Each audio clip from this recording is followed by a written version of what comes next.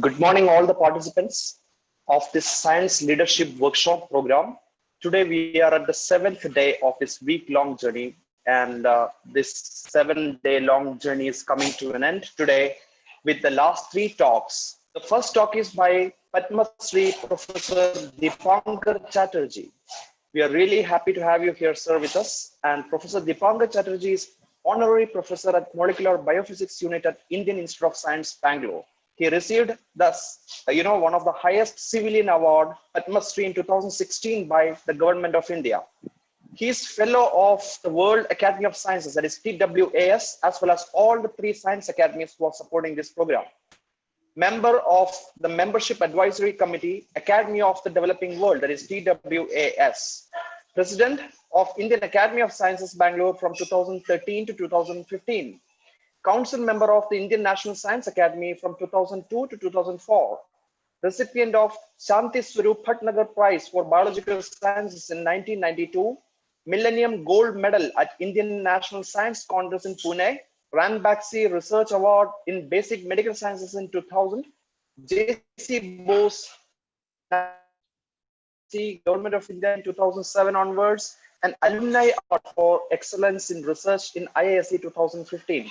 So his career is really illustrious, and I'm really happy to have you here, sir, with us. And along with me, the co-moderator of the session is Dr. Professor Monisha Thiman. Over to you, ma'am. Good morning, everybody.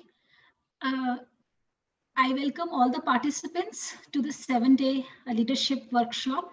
And as Dr. Felix has already given the introduction of Professor Dipankar and such an eminent personality, so it is, we cannot wait to hear from you now. So it would be great to hear you, sir. And all the participants are there. We are online on YouTube. So over to you, sir. So Thank you very much. I'll share the screen now, okay? Yes, sir. Perfect. Go ahead, sir.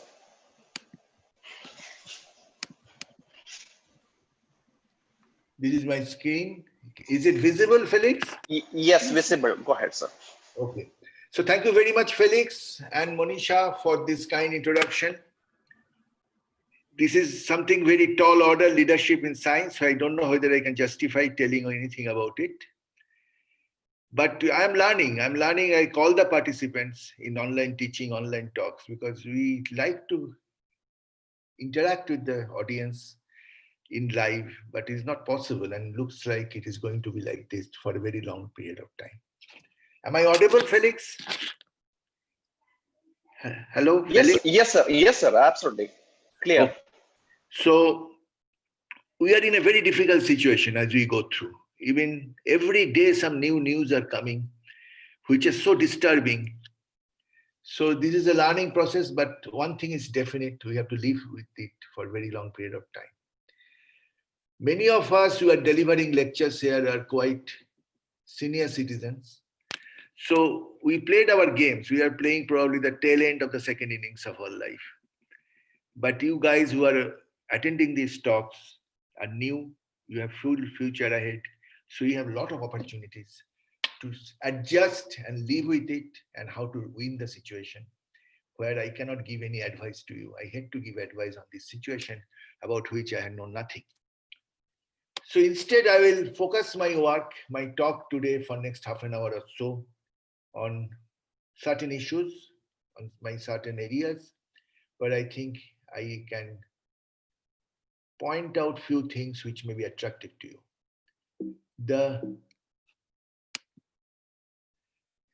You can see from my background, as Felix also introduced me, but I'll just give you, just to put you on the same page, all the people, that I am a chemist by training. I am from Jadavpur University, Kolkata, very many years back, last century. And then IISc PhD, and then I shifted from chemistry to biology.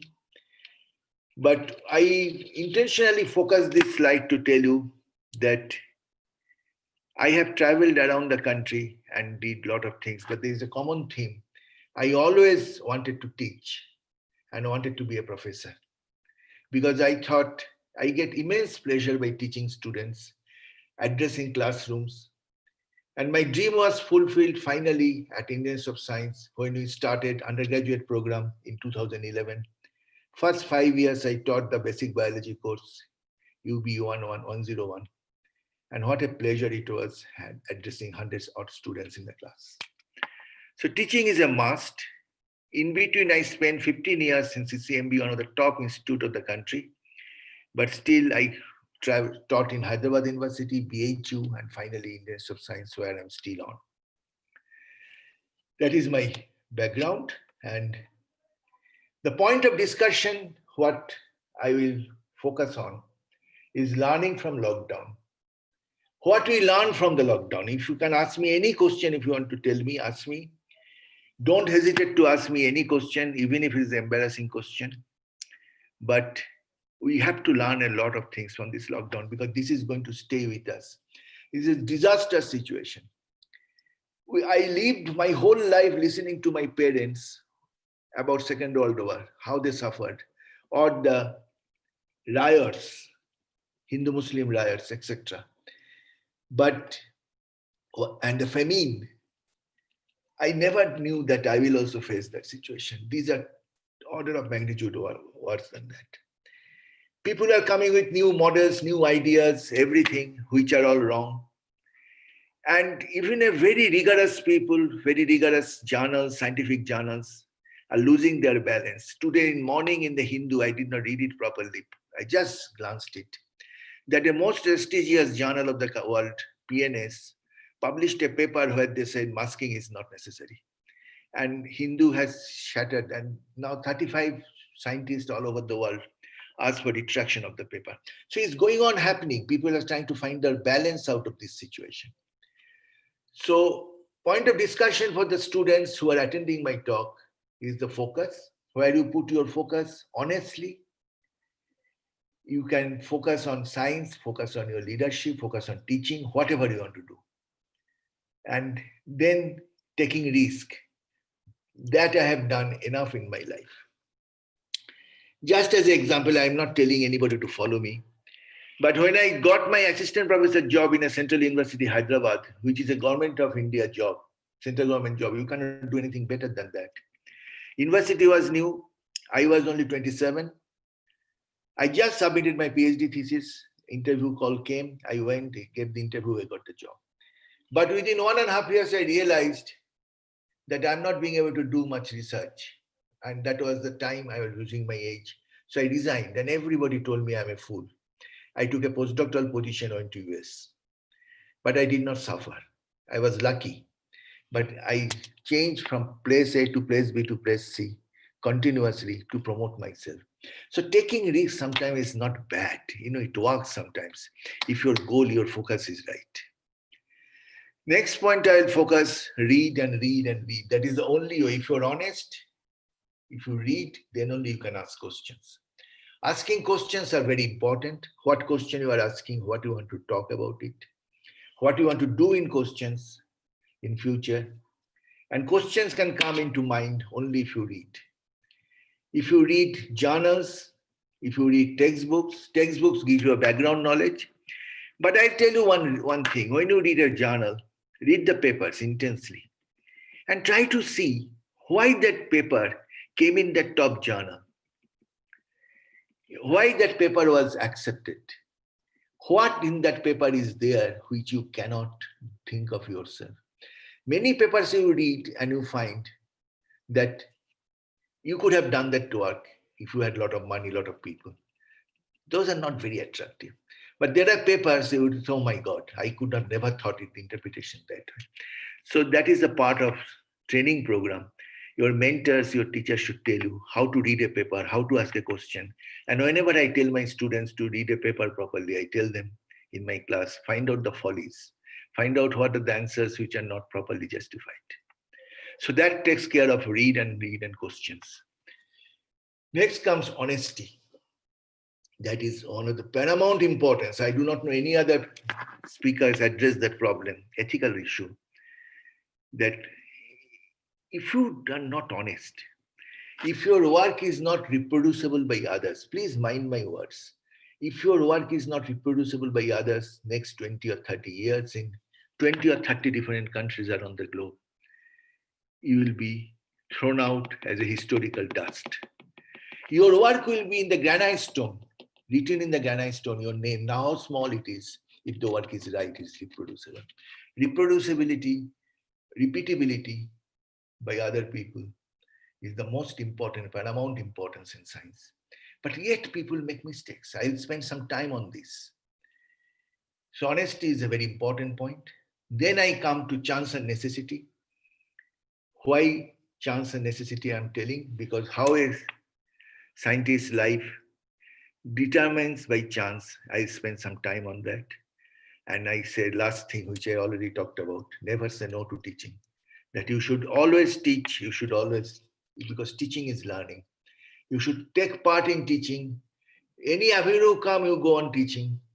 And always try to teach the young kids, undergraduate, first year college, second year college, because you will see, you will find out where to stand. Now the question of honesty comes. I will show you some example. I term this lecture, tell this my students when I give this lecture. I have given this lecture before. I tell them Galileo's children. Galileo Galilei, all you know. He was forced to tell lie under extreme difficult circumstance. He was not originally a dishonest man. He was a big scientist, big name, historical name. But he doctored his letter at the end of his life just to survive from the onslaught of the church. Similarly, Mullikan's oil drop experiment, if you do the Google, you will find plenty of evidence that he got a lot of charge distribution. He picked up the right data. He ignored some of the data which are not so right. How he got that impression? So these are the historical, So we face dishonesty, which are sometimes forced, sometimes intuition-based. This is called massaging the data.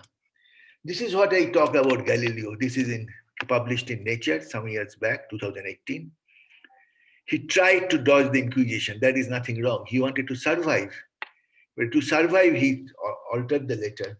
And that's how Galileo, people don't put him into the pedestal, but don't pardon him for this one work, though it was there to save his own life. It is necessary. So Galileo, it now seems clear, doctored original letter himself to make the language less aggressive as soon as he realizes the trouble heading his way. This suggests that the editing was not the malign work of theologians trying to make a stronger case against him, as has been assumed by the 19th century scholar Antonio Favaro in his 20-volume work of Galileo, is a main reference work. As recent as 2018, this work, the whole analysis came. But you don't consider it is wrong. And you are under tremendous circumstance, tremendous pressure, your life pressure, torture pressure, you do this job. I do not know what pressure famous Mullikan oil drop experiment went through, but he also doctored his data, massaging his data. But we are much lesser mortals than Galileo or Mullikan. In our case, in our life, why the dishonesty comes? It comes from insecurity, and I show this in this, extreme insecurity and pressure. Unethical practices. There are students, undergraduate students, PhD students, postdoctoral fellows, professors. I put 4 categories. Undergraduate students do a lot of plagiarism. There's plenty of things, your term paper, your lab notebooks, you copy from somebody else. You plagiarize somebody else's work. It is not yours. So it is not your intellectual output. It is very easy to copy. Now you can go to Google and copy paste. PhD students, data manipulation to kill the time fast, to finish the work fast. Postdoctoral fellows do cosmetization of the data and manipulation, again under pressure, under insecurity, time is going, they need a grant, they need a job. But why professors do that? Professors sometimes support students to do that. Force students, I have evidence to show that professors force students to do manipulation. And students cannot object because they are so isolated. So indie professors are so famous, they cannot go against them, they cannot counter them. So promotions, grant writing, paper writing, awards, everything forces them. So everywhere unethical practices happen. So this lure comes. All the listeners, please follow this lure comes. This lure basically is to handle it properly. You need a mentor to whom you can open your heart. Please find out a mentor who may not be your guide, may not be your parents, may not be your uncle, aunt, or anybody. Maybe a friend's father, maybe another teacher in the university to whom you can go and open your heart and tell, I think this is wrong, this is not done. And many students do that and focus their attention on this. So this is very important, because why it is important? Because this, if you are making mistakes, you will be thrown out. You will never be considered anything. You cannot survive whole life by on the lies. You can fool some people for all the time, all people for some time, but never all people for all the time. So this is a basic instinct of science. Next, I come to chance and necessity. Chance and necessity is the working principle of the philosophy on the survival of the scientist in this world, even making a leader. I very much personally believe in this, that nature has no pre-designed destiny. There is nothing like destiny. I never wear any stones in my hand because I don't think they play any role. You have no way you can survive in this world by thinking that it is predestined. Nothing is predestined. Life evolves or not by pure chance. Nature has no design behind it. Everything you do something, that chance modifies your chance for the next step. You do something that modifies your chance for the next step. So everywhere you have several options. What options you take, that becomes a very important point. In the time of COVID, present situation, chance and necessity becomes more important. This person is Jacques Monod, the famous man on lac repressor. Biology students will know him by heart because he was the greatest intellectual during the wartime. His life was superb, his brilliant life. He was fighting against German occupation of Paris in the night, and in the daytime he used to work in Pasteur Institute. His collaborator, his friend was Albert Camus. Camus and Jacques Monod together were fighting against German occupation in a secretive way. This Jacques Monod got Nobel Prize for lac repressor operator theory. You may be knowing that growth of bacteria in glucose medium, monosaccharide and disaccharide. So this is what the person said, that life is nothing but several chances. So what you can encounter in future is several chances. What chances you take may make you or may delay you for some time, but take the opportunities. Some of the famous historical cases of chances I'll show you. Principle of vaccination was discovered accidentally. Chance favors only the people who have ready mind. If you read this, you will understand that he could have ignored this observation. But he became pastor because he did not, or his mind was ready. He utilized that chance very carefully and became a very famous scientist. And name in the every day you think about it if you're a microbiologist. Second person whose chance was discovered was penicillin was a chance. This is also an absolute chance observation. But he said in his writing that I have been trying to point out that in our lives, chance may have an astonishing influence. And if I may offer advice to the young laboratory workers, it would be this: never neglect an extraordinary appearance or a happening. It may be, and usually is, in fact, a false alarm that leads to nothing, but may, on the other hand, be the clue provided by fate to lead you to some important advance. Some important advance. So he's also talking about fate, but in a very different way. It is not that I cannot do anything because my stars are bad, my Rahu is bad, my Ketu is bad, blah, blah, blah, blah. So that's what is very important, how to handle the chance. So on the other side is joke. The success is nothing but talent plus luck. Great success is little more talent and a lot of luck. Yeah, I agree with that. But chances only given to people who come with a lot of luck. And chances are given to people who are already ready to accept the chance, or their mind are prepared. So when you think about it, during COVID time or before COVID time, what different ways I can think of giving chances to people? India is the youngest country in the world. We need to reap this demographic dividend. You people are there who are these young, old, not old people like me. Provide a chance to this young population as it has become necessity. So chance becomes a necessity. How we can give that chance to people? Particularly when under lockdown, when your laboratory is closed, you have to do online classes. You have to do things like this. You cannot go to the lab. You cannot talk with a colleague. And I don't know how science we can do online. Believe me, I could not adjust myself. That if I'm giving this talk only looking at the screen, I can't see my audience. I can't see their faces, because if I see their face, I can see their appreciation of their disagreement immediately. So this is a very difficult period to handle. But we have to know, but how to reap the benefit out of it. So how do we give this? But I'll give you historically what India has done. C.V. Raman, our famous man, I cannot give a lecture without citing him. He said there is only one solution for India's economic problems, including COVID problem, and that is science, more science and still more science. There is no other alternative. Because science, if you go on doing, you will get chance. And that will be necessity.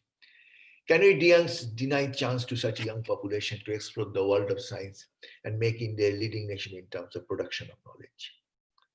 See, the whole point is that we have to give the chance to people, but what are the ways we can give the chances for a very large country, and particularly in this difficult situation? India has several issues. We have done this before. For undergraduate, this is very important. If there are students who are listening to me undergraduate, we had a National Science Talent Program, we had KBPY, we had DST Inspire program, ISAR, IISc have UG program. I want to focus what a lucky country we are in. National Science Talent Program, NSTS, started way back when India was only 15 years old. 1947 was independence, I think 1961, 62, Indian Initiative National Science Talent Program came. It was a very poor country. We had almost living on PL 480 and things like that. But still, brain behind Indian founding fathers, they thought of National Science Talent Program. They understood that scientific research is the base of any country's development. They developed it. KBPY, DST Inspire, ISAR, undergraduate programs followed later. Now the question comes that many students get the chance when they go abroad, they stay there, whether to come back or not. There are also issues come. There was a wonderful movie long back made, I tried to project it, Swadesh, where people go through this dilemma. The hero of the movie goes through the dilemma whether to come back to India or not to be in this country. What are the reasons they come back? There are family compulsion, funding and opportunities in India. These are changed now. These are plenty. I don't know how it will be in future, because during the COVID situation, our money situation has become very low, very poor. How the scientific grant situation will happen, I do not know. And any problem happens, people try to dissociate the funding in the country on the science front only. But it is becoming a global design and developmental hub. I am only telling the data from 2012 to 2017, 12 5-year plan, 3 times as large as the 11th plan.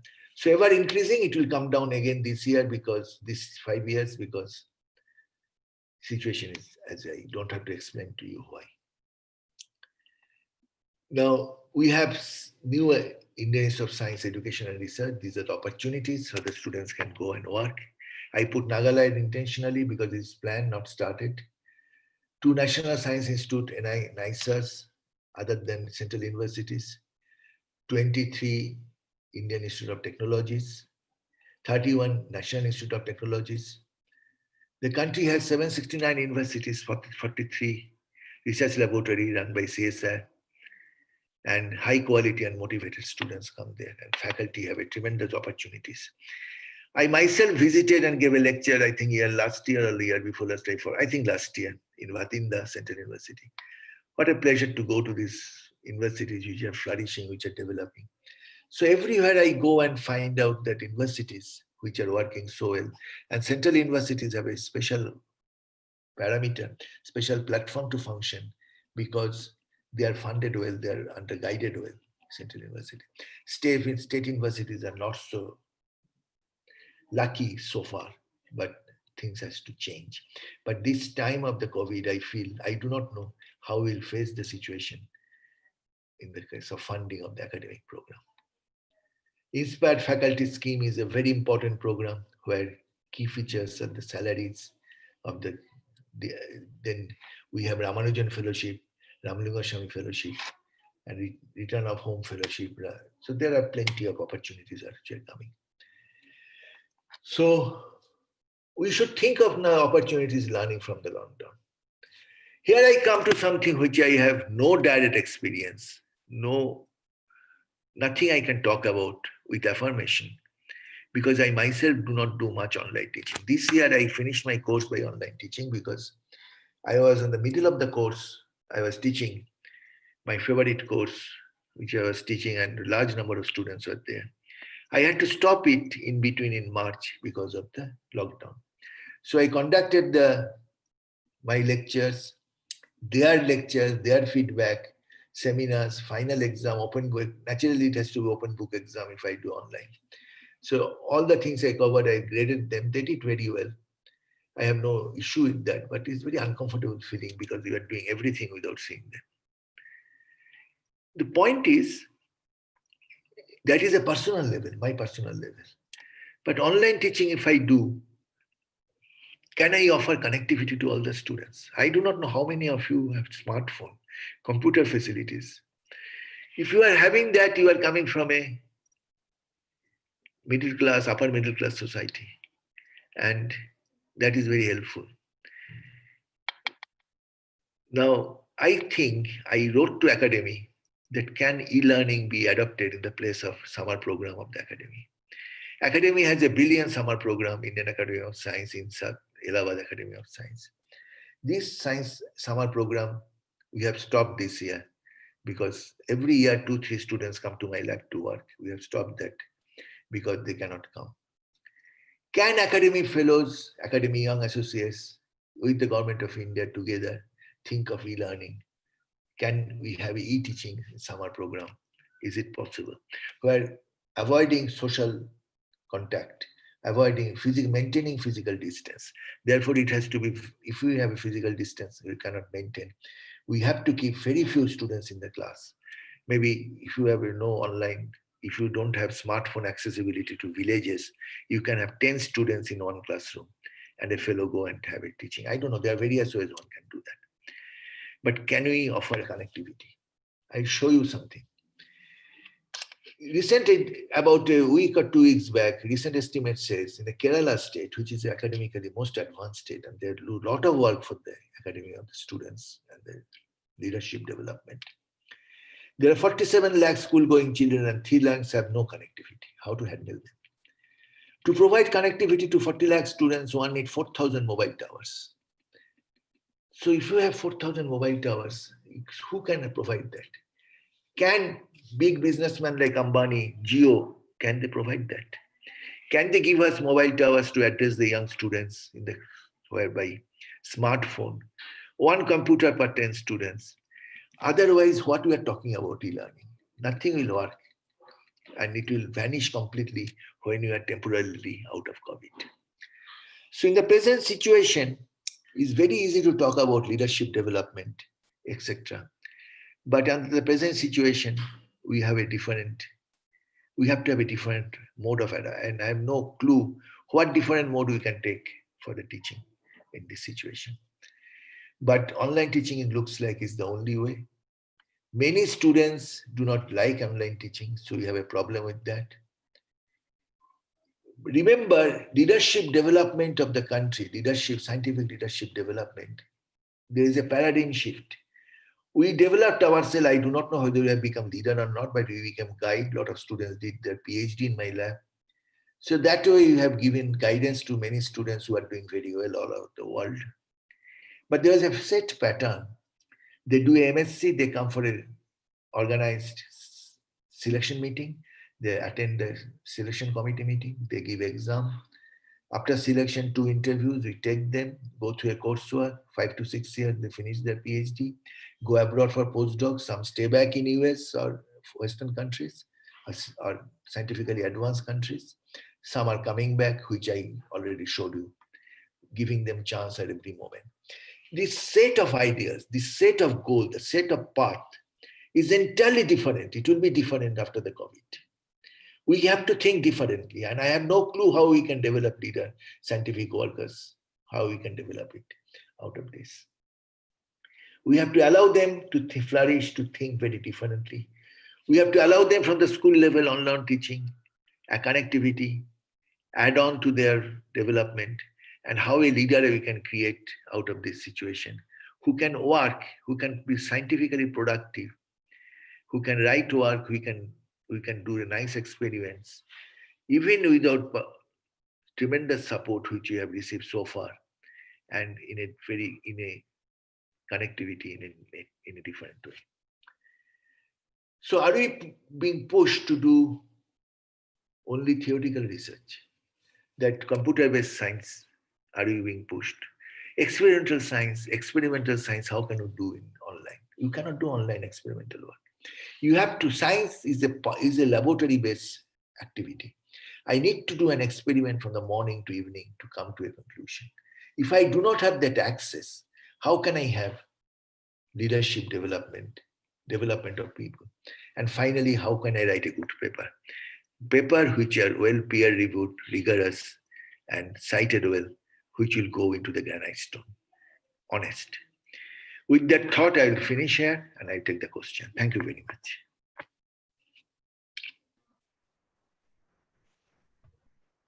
Thank you very much, sir. It was indeed a very good talk. I'm sure I can see many questions. I'll go to that later.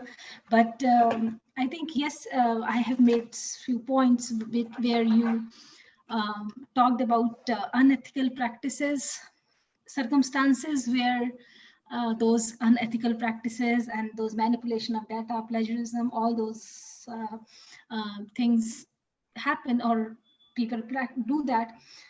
I understand there are students, PhD scholars, postdocs, and even faculty, as you rightly said, that there are promotion chances of getting grant, writing paper, publish and perish. That's what we need to, that's what most of the time people think that. But yes, good thing is that recently you might have, because the beautiful thing which I liked about your talk was you started it with your dream was to become a teacher. So as a teacher, we are also from our master's level or our graduation level only, we have started teaching students the ethical practices, how to write a paper, what is plagiarism. Those things are being taught. I think that maybe 10 years or 15 years back, those things were little less been taught. Now, even for a term paper, we say that you have to send us a soft copy so that we can check a plagiarism. So students know that we will also come to know that it's straight away copy paste from Wikipedia or something. So even for term papers, we tell them, okay, you have to give us a soft copy. So this way we are trying to inculcate something they're practicing from the undergraduate or a postgraduate level only, so that that can help them in their life later. So that was very chance as necessity. And what can we do, our young population? I was really very happy to see the list of various institutes and opportunities which you talked about, because during past 1 week, most of the students, they kept on asking us, what are the opportunities, where we can apply, what are the things? So you briefly gave some of those outline, what are the opportunities, the fellowships and all. So that was really good. So that I am sure that students might have liked that. And yes, lockdown, the question which you have said that what will happen after lockdown, everybody has, we cannot do online experiment. We are used to do the wet lab work. And I don't know, after lockdown, everything virtual labs, those things are really difficult for us to understand, for a scientist, that if we don't go to lab to perform something on our table, workbench, how science is possible. So we have to see some alternatives. That question is always there. So with this, I will start some questions. Yeah, Let's, before questions, Professor Dipankar, could you please exit the window so we can see your face? The presentation on the top, there is a red color icon. Stop share. yes, sir. Yeah. Yes, Oh, yeah, now we can perfect. see you. Yes. So first question is Sanjana Pandey. So she's asking, sir, do you think teaching aptitude should be given space in any research program? I mean, that's what we are talking about, CSIR, GRF qualified, and then only you will get admission in PhD. So what do you think? Passing these exams are more important, or is teaching aptitude is important in research? So why net is important? See, if you ask me, I will tell you teaching aptitude is the most important thing. Most important thing. Your aptitude for science and developing, mentoring young faculties is very important. For GRF qualification, we have and I coming from a very big institute, both CCMB and ISC. I was a part of the selection of question papers, interviewing. We do a lot of that. Most of the students, I find they come in a big band. Some are superb, some are very good. They anyway go anywhere, they do well. Some are very below, but 70 to 80% are in a big band. They should be encouraged if they have a high, good teaching aptitude. So, if a student, and again, this can happen after COVID, you never know. If a teacher has a tremendous experience in online teaching and wants to come for PhD, he or she should be given a privilege. Sanjana asked me the question. Yes. I hate that. Okay, sir, it was really wonderful talk. I was actually listening from start to end. It was absolutely fabulous. Especially, I liked the part you talked about the taking risk and getting out of comfort zone. I think that's really important for any faculty or a scientist. And also, you spoke about the lifelong learning. That the learning, the learning and never stops. Always read. That is really, really important message you conveyed. And also about the importance of tinkering or serendipity and chance, the non-linearity. One of my favorite book is by the author is by Nassim Nicolai Taleb. His Black Swan or Anti-Fragility, all those things are talking again and again, that it's really important. I enjoyed that part of your talk.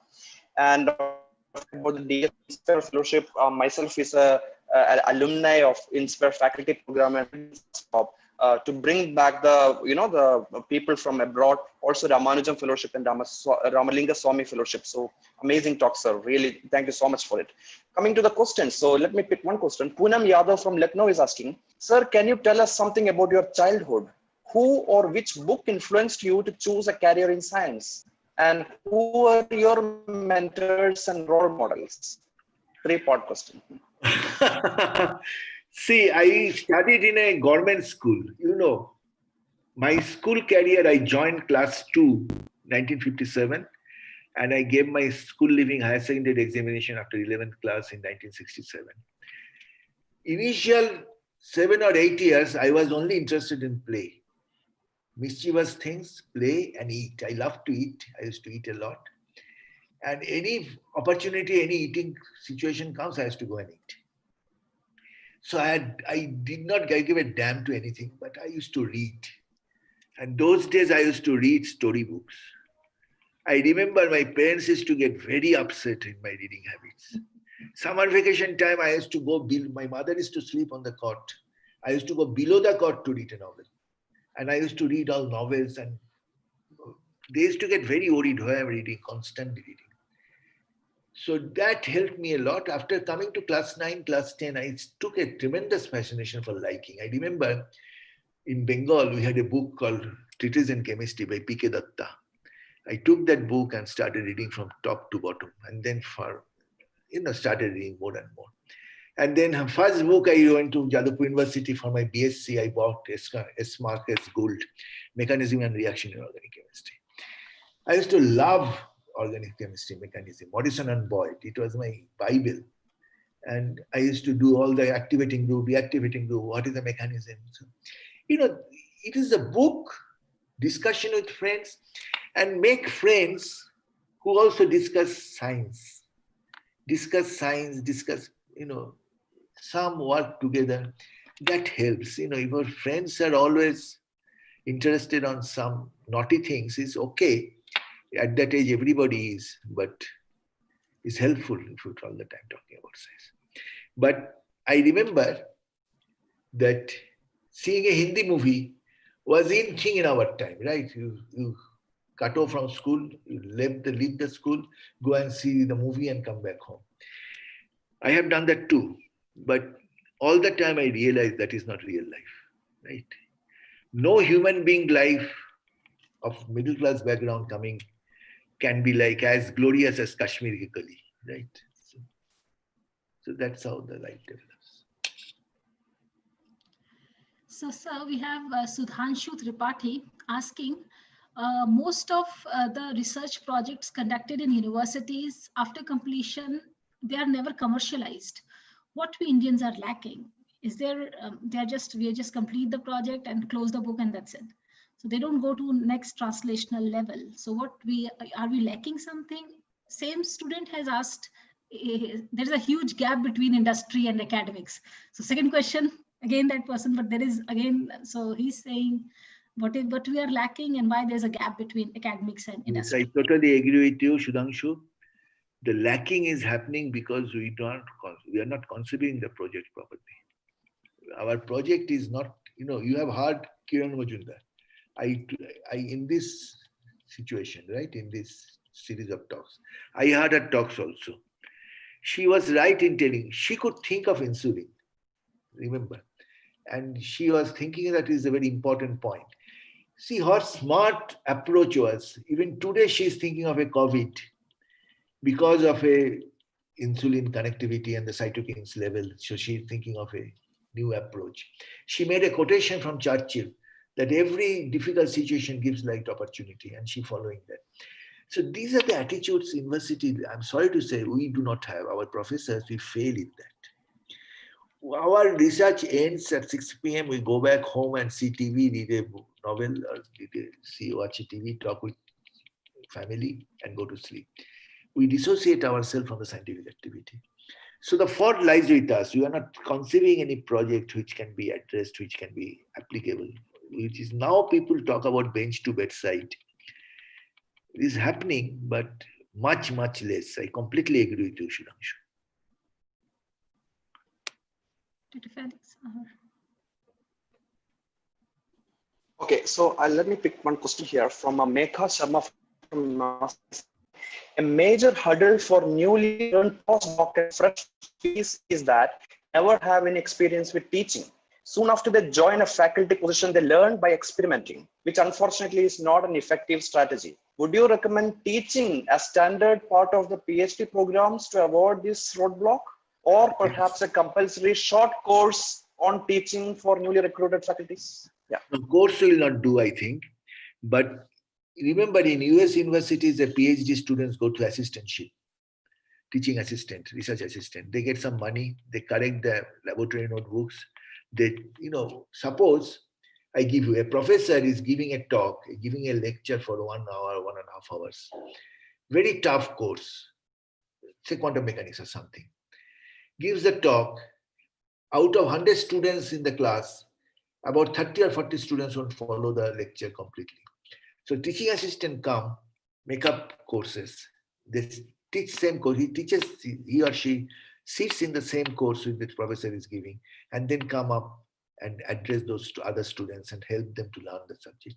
So that helps him teaching, they make him understand the things and helps a lot. So teaching assistant program, we don't do that. So we can do that provided you are aggressive and you are allowed to do this, and you have to work very hard because you have to do your research, you have to do your own course and help the professors to finish the course.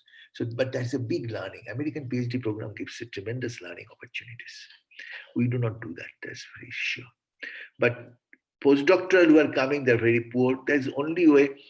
I suggest you the following. You tell in the department where you are doing postdoctoral work that you want to teach a course, maybe outside the office hours, maybe in the evening, and request some of your friends or some teachers to sometimes come and sit in the course and find out the lacunae and help you out a bit. That you can yourself try to develop the teaching program that way.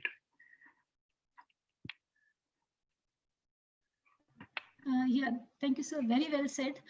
This program, recently even our PhD scholars, there was a CSIR UGC notification which said that if you want, your PhD scholars can take some of the practical classes and all. That way they are also teaching and they are into learning, and we can give some credentials. We can give some credit later on that they are involved in some teachers. So that teaching part of your practical courses and all. But that has been taken other way around also. Teachers don't go to the lab at all, and only the PhD scholars too. So that can be other drawback of that. But yes, that was one good initiative where we got a letter from UGC and CSIR where this was a good initiative. So I'm taking the next question. There are two questions Ankit Pal and Amit are asking. They're actually correlated. Amit is asking how reading papers can help us, one. And Ankit is asking how to read a paper efficiently. What is there any steps we should follow? I tell you, first, it helps. This is very easy to answer this question. First, you take a very good journal, top journal of the world. And if I say top journal of the world, the first journal which comes to my mind is Nature, right? You take Nature. Nature follows certain principles. Nature editorial is reading the best English one can write. So it develops your language skill, takes a common problem and writes about it. You should read Nature editorial about COVID, about hydroxyquinone, dexamethasone. Such a beautifully written. Second, they cover scientific correspondence, the news and views. News and views column you write it. News and views column, what they do, they take the famous paper of that issue and editor soften it down and writes why the paper is important. You read the paper in your subject of liking, you will not follow say 80% of it. Whatever you follow, you miss something. Then you read news and views and say why the paper is so important. So I have learned so much about doing this, so much. Even different subjects. Physics is not my subject, but I learned about so many things, about graphene, about magic angle spinning, about superconductivity by reading Nature's news and views. It has no direct benefit to me, but indirectly it helps my science practice, reading science literature, and also develop my language. So that is very important. Read. What I mean by reading is that good reading, good journals which are covering news and views, editorials, scientific correspondence, etc. Even science is a very good journal. So Nature and Science, if you go to library or the website, if you read it, that will be very nice. Okay, I will pick the next question from Ashcharya Patel from Bhavnagar in Gujarat asking, conflicts happen in the lab all the time between lab members over instrument priorities, chemicals, paper authorship, and so on. So what are your strategies to resolve these kind of conflicts in the lab and the workplace? Very good question. I face very little on that because my students are very happy people. But it happens, I have seen enough of that. So, first of all, instrument sharing is a major issue, but that mentor should help you, tell you when to use time, schedule a time, schedule a booking system that I want to use this particular centrifuge from 4 to 6 today. Nobody should touch it. After you book it, that this can be done. Not a very difficult thing. Biggest problem comes competition among two students about a piece of work. Everybody comes and tells you that I did the maximum work, how he or she get the authorship. So to avoid that, what many people do, suppose A, B, C, D writes a paper and he is the guide. So the guide puts his name at the last. A, B, C, D, according to the amount of work they have done, you put the name. But then A and B fight. B said he should go before A. To avoid that, what you do, you write the following paper as joint first authorship with a star at the below. It is absolutely bullshit. Joint authorship means nothing. A paper goes first author et al. First author is the... So how to avoid that? So in the laboratory, what you do, you talk with both A and B, sit together and find out why you think you should be first author. And try to talk and convince them why you think somebody should be the first author, not the other ones. Usually they leave the lab happy. They will not fight about it. But I have faced it. Many of my students did not like my way of. I take the decision finally, putting it. But I understand that, but I to convince them why I took that decision and make them happy next time, like that. But this is one of the major issue of a scientific research laboratories. That I tell you, joint authorship means nothing internationally. Joint first author, sometimes a joint second author.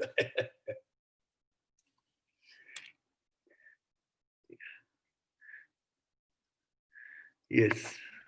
So one of the question is, you said that there is a pressure of insecurity and pressure. That's why people, they do data manipulation and all. So what are your suggestions? Can we do something that so that that pressure is less? What can we do? What can be the suggestions for institutes? You know, educational institute, they give some kind of thing to the API score and all those things are there. That's why a person feel pressurized, you know. So Yeah, you should give it. You should have another mentor in there. I strongly believe there should be more than one mentor. A student faces a problem, there should be more than one mentor, and they should talk with the other mentor and find out why the person is. You do not understand. You don't know. You know what kind of difficulties people follow because of unethical practices.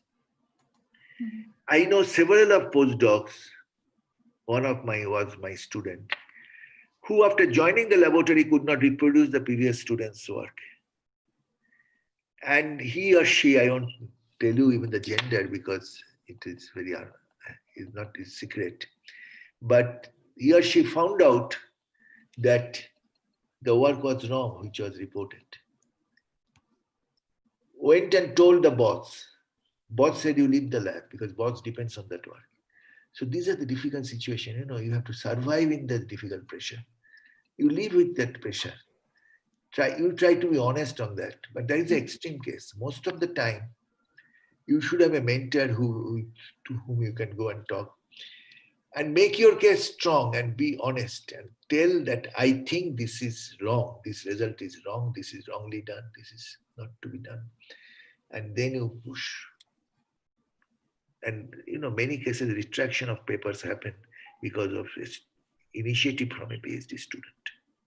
Because your students are the best judge whether the work is reproducible. But I tell you, no work survives more than 10 years if it is not reproducible. Science is such an activity, somebody will find it out. And what's minimum they will do? They will not talk about that work, throw it off. So many work is coming on chloroquine, hydroxychloroquine, COVID. See, how many you remember? Tell me, you don't remember anything. Including President Trump's statement, you don't remember anything. You only remember hydroxychloroquine. Prophylactic may be useful, sometimes useful for dexamethasone is useful for extreme cases. Out of 30% of the patient can be cured. These are the final data. But it has to stand the test of time, the data, right? Okay, I will pick this question from P. Kavyapriya from Madurai, Tamil Nadu is asking, massaging the data and fabrication you have already spoke about, hypothesizing after the results are known, the so-called HARC. Do you think changing original objectives of the PhD thesis after the data accumulated is an unethical practice? Not at all. Not at all. A student comes, you tell a thesis title, you say work on this, and after 2 years, student find the data is coming wrong. You say your project, you go to the committee and said thesis. That's the whole basis of science. Is honest data shows the results are coming differently. So the result should be, thesis should be, title should be differently, and the conclusion, what was written as abstract, was wrong. If I can tell my science that this is the chapter 1, this is chapter 2, this is chapter 3, result should be this, what fun, you know it beforehand. What fun, what is it? What is interesting about it if you can predict everything? You cannot predict, it depends on chance. Your experiment gives a completely different result, so you interpret it differently. So we have Namrata Ray who is asking, I'm an associate professor and I'm taking online classes, but we face problem on online teaching because students, they live in remote areas. So is there any effective alternatives for the same? You were also talking about the same. I talked about it, Narmada, and I have this problem, tremendous problem. Is I feel so bad. I did an exam from my course, and a student from remote corner of North Bengal wrote to me that my internet access is very poor. Finally, did the answer. He did answer. Tell me, I am clueless. I cannot answer. I have to have a center in the village where I have one monitor, one tower-based system where I have one monitor, which can accommodate 10 students sitting distant in a distant location, maintaining social distance, and not 100 students, and make such 10 monitors and try to address the question. That's why I say that Geo can easily do it. They have so much money. Erecting tower is a few days matter for them. So our industrialists should be able to handle. And online teaching has to come. There is no other alternative, but I don't know how you do experiments with that. You can't do experiments, right? Anita from Chennai is asking, majority of papers published in major international journals these days, like Nature, Science, or PNAS, are intercontinental consortia with hundreds of authors. In contrast, the papers published in Indian teams are mostly from the same university or institute, clearly suggesting inter-institutional collaboration is a major hurdle for scientific advancement in the country. So what are your thoughts on this issue? And are there any solutions according to you? We have to have interinstitutional collaboration. I have collaborated in my institute because, I'm coming from a very good institute. I have written paper with physicists. Two of my very good papers written with my physics colleagues, where I did not have much contribution, but I gave the system. But one should write, one should have interinstitutional. This is happening now. I see some good papers coming with 3-4 different institutes, but we are very conservative in this matter. And there is a reason. There is a reason for that. It is not so much now, but when you grew up, we have a reason, because if I collaborate with a foreigner, people think it is not your contribution or foreign contribution. So you are belittled from the beginning. So that is not right. But interinstitutional collaboration is best shown how it can go with China. That was a country, I have a lot of problem with China and various different issues.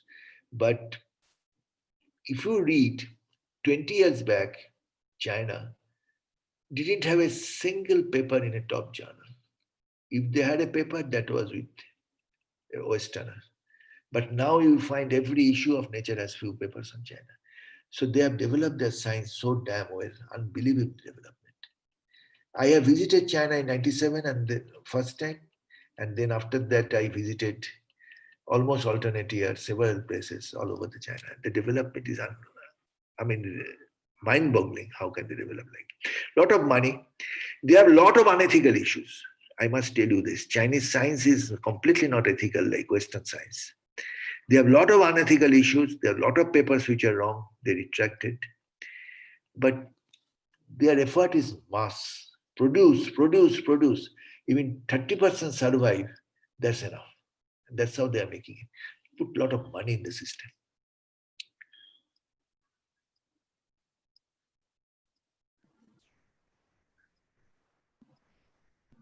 Is it okay?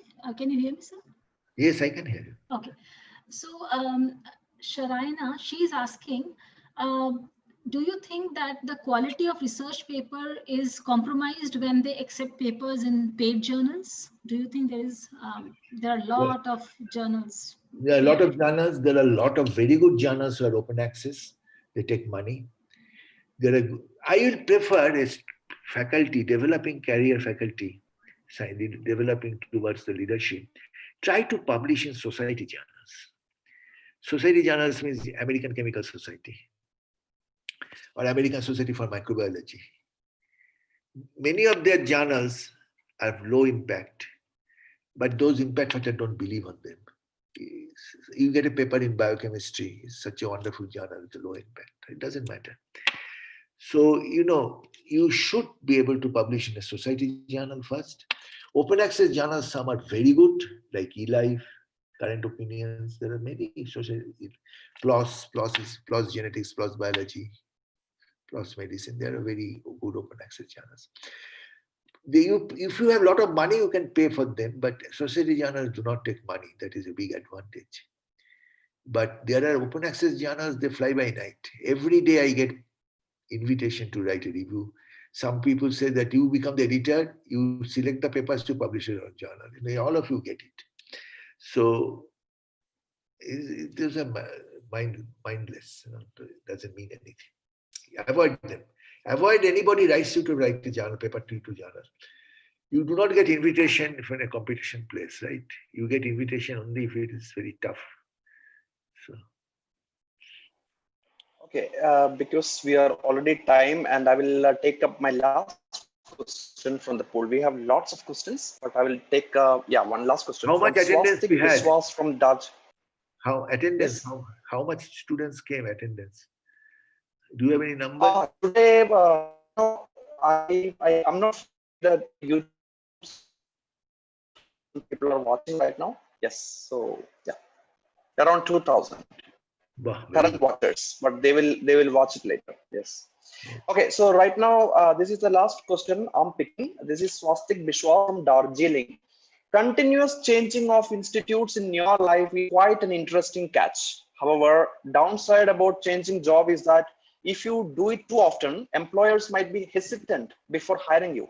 Training takes an investment of time and money. An employer might not want to hire you if he thinks or she thinks that you will just leave in a year or two.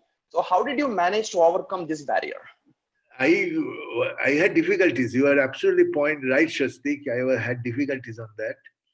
But people somehow trusted me. I convinced them why I left. When I left Hyderabad University job at the age of 29 for US, for a postdoctoral position which is temporary, leaving a central government job which is pensionable, life insurance, everything. Many colleagues of mine told me I am a mad, I'm full. Same thing happened in later also. Then when finally I came to Institute of Science, my employer, that was invited position. I never applied. They invited me to join. But before that, they asked me that this is the last, you don't make a change again. They almost threatened me.